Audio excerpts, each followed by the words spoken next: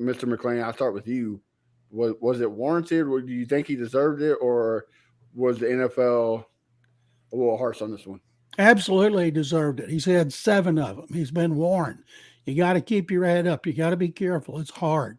But other players do it without having those hits. And because Perryman is a repeat offender, that's why they stuck him with 3. And he's peeling it. Kareem Jackson, same thing happened to him. They stuck him with a 3-game suspension. He appealed and got it knocked down to 2. So hopefully this one will be knocked down to 2, because I feel bad for him because it cost him $353,000, and he doesn't make a lot of money. And so hopefully he can recoup some of that money that he's going to miss by not playing. Well, and I'm glad you brought that up. Before we came on, his appeal, they did knock it down to 2.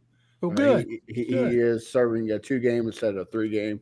So a little bit better news. BT, I saw you kind of shake your head. What do you got to say about it?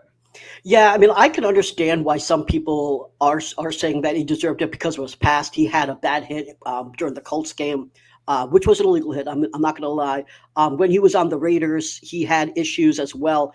But the thing about it is the hit on Jamar Chase, in my opinion, wasn't as bad, in my opinion, in order to warrant this type of suspension. I understand his past, so I get that.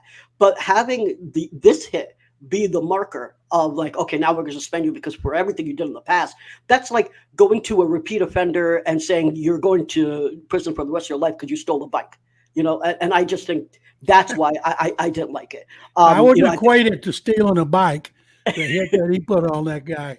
And anytime you're in the neck area, it doesn't have to be the head. You get in the neck area, you're guilty. Yeah. Fair enough. I think that, in my opinion, Perryman, a 2-game suspension is obviously better than 3. I would have been okay with the 1-game suspension because of his past, but I thought 3 was far too much.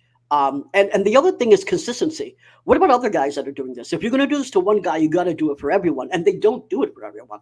You talk about the hit that CJ had that didn't even get flat, right? So, like, I mean, the thing is, there's no consistency here. Like, if you're going to continue to do this, you're going to have to do this league-wide every single time it happens, or don't do it at all. This is Crenshaw, Briggs, and VT. We want the touchdown. We not trying to go for 3. And it's best if you get up out the street, cause them bulls out the pen and they about to stampede.